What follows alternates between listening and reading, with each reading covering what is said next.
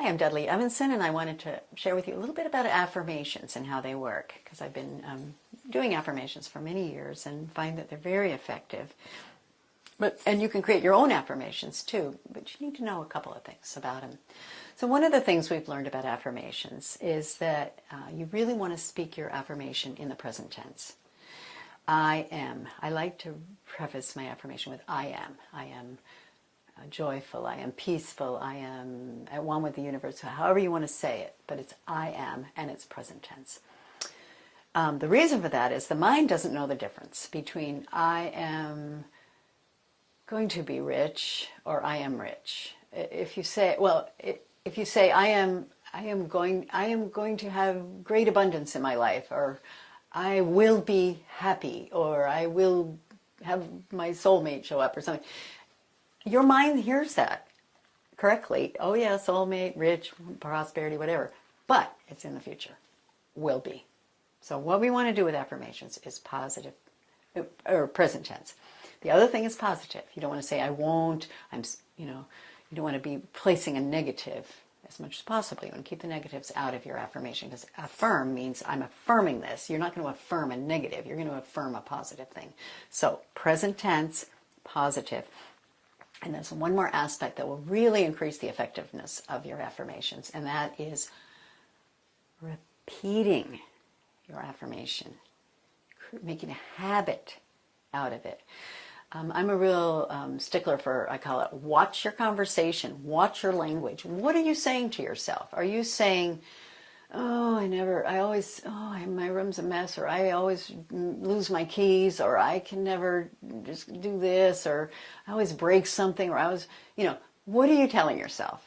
And so you want to look at what you're telling yourself, and you want it to be a positive thing, and in a present tense positive thing. So if you're, anyway, we're already repeating things. We're constantly repeating things. We've been repeating things all our lives. We've been telling ourselves things that our parents told us, that our ex-husband or spouse or whoever knows, some teacher told you you're not going to, you can't sing? You stand in the back of the choir. And then you think you can't sing. But you can sing, I promise you. But the main thing is you want to change your conversation. You want to change your inner conversation.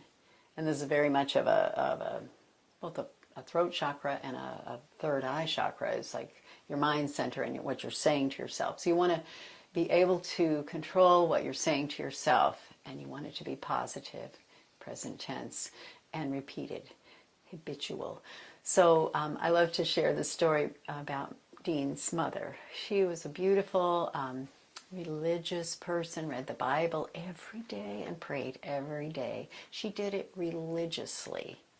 She lived to be 99 years old, so she did pretty well, with pretty good health.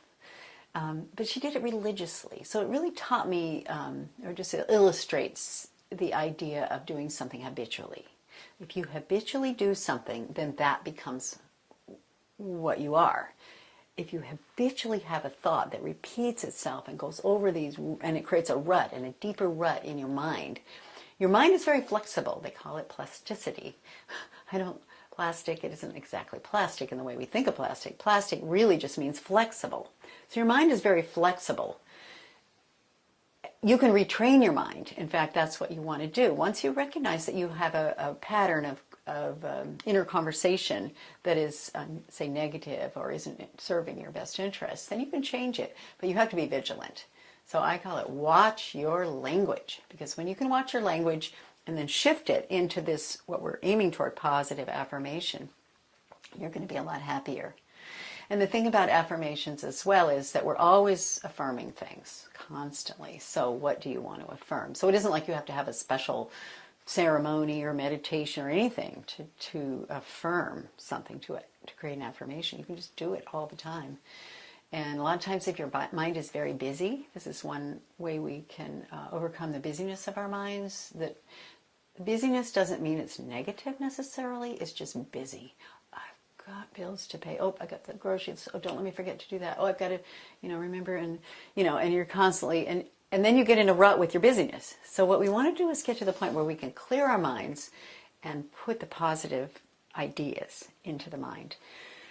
So, I am peaceful and prosperous, or what would you want to say? I am one with the joyful nature of the universe. Whatever you want to say. I am peaceful. I am. When your mind starts getting busy, or maybe you're having trouble falling asleep at night, or you've got some negative thing that you're just racing around in there, replace it with a very simple positive affirmation.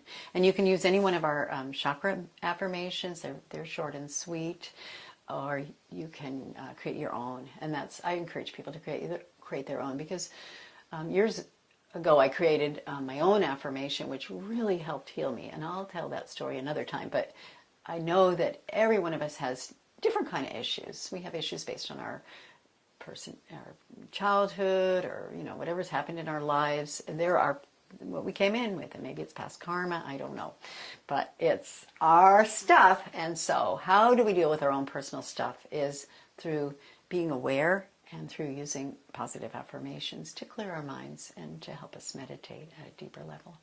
So I hope this helps, and thank you so much for tuning in. And check out our other videos on our Soundings of the Planet YouTube channel. Check out our Facebook or our website, soundings.com. Look forward to staying connected.